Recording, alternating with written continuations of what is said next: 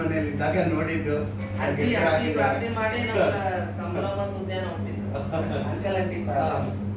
ದೇವರು ಅಷ್ಟೊಂದು ಆಶೀರ್ವಾದ ಕೊಟ್ಟು ಈ ಹೊಸ ಮನೆ ಇದು ಮಾಡುವಂತೆ ಮಾಡಿದ್ದಾರೆ. ಭಾಗ್ಯ ಮಿಸು ಅಷ್ಟೇ, ಅಮ್ಮ ಅಪ್ಪ ಅವ್ರನ್ನ ನೋಡೋದ್ರಲ್ಲಿ ಸಂತೋಷ. ಇವತ್ತು ಹೊಸ ಮನೆಯಲ್ಲಿ ಗುರುಕುಲನ ಮುಂದುವರಿಸಿಕೊಂಡು ಹೋಗೋದಕ್ಕೆ ದೇವ್ರ ಕೃಪೆ ಕೊಟ್ಟಿದ್ದಾನೆ. ನಿಮ್ಮ ಮಧ್ಯದಲ್ಲಿ ನಾವು ಕುಟುಂಬವಾಗಿ ಬಂದು ನಿಮ್ಮ ಮಧ್ಯದಲ್ಲಿ ಸೇವೆ ಮಾಡೋದಕ್ಕೂ ದೇವರು ದಯೆ ತೋರಿಸಿದ್ದಾನೆ. ಅದಕ್ಕೆ ತುಂಬಾ ಧನ್ಯವಾದ ಹೇಳ್ತೀನಿ. ನಿಮ್ಮ ಪ್ರೀತಿಗೆ ಋಣಿಯಾಗಿದ್ದೀವಿ. ನಾವು ಎಲ್ಲೇ ಇದ್ರೂ ಪರವಾಗಿಲ್ಲ, ನಾನು ಕೇಳ್ತಾ ಇರ್ತೀನಿ, ವಿಚಾರಿಸ್ತಾ ಇರ್ತೀನಿ, ಪ್ರಾರ್ಥನೆ ಮಾಡ್ತಾ ಇರ್ತೀನಿ ಅವ್ರ ಸೇವೆ ಮುಂದುವರಿಬೇಕು ಅಂತ.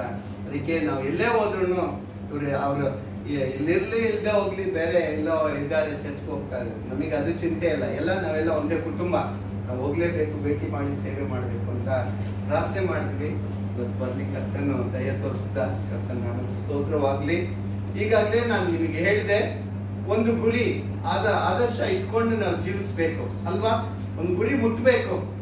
ಪೊಲೀಸ್ ಆಗ್ಬೇಕು ಅಂದ್ರೆ, ಡಾಕ್ಟರ್ ಆಗ್ಬೇಕು ಅಂದ್ರೆ, ಆರ್ಮಿ ಮ್ಯಾನ್ ಆಗ್ಬೇಕು ಅಂದ್ರೆ, ಏನೇ ಮಾಡಿದ್ರು ನಮಗೊಂದು ಚಿಕ್ಕ ಪ್ರಾಯದಿಂದಲೇ ನಾನು ಇದಾಗ್ಬೇಕು ಅಂದ್ರೆ ಅದಾಗ್ತೀನಿ. ಕೆಲವ್ರಿಗೆ ಏನ್ ಆಗ್ತೀವಿ ಅಂತಾನೆ ಗೊತ್ತಿಲ್ಲ. ಗುರಿ ಇಲ್ಲದಂತ ಜೀವನ. ಅದಕ್ಕೆ ಗುರಿ ಮುಟ್ಟೋದಕ್ಕೋಸ್ಕರ ನಾವೇನಾಗ್ಬೇಕು, ಅದರಲ್ಲಿ ಗುರಿ ಮುಟ್ಟೋದಕ್ಕೆ ನಾವು ಪ್ರಯಾಸ ಪಡ್ಬೇಕು. ಅದಕ್ಕೆ ಒಂದು ಸಣ್ಣ ಪ್ರಾರ್ಥನೆ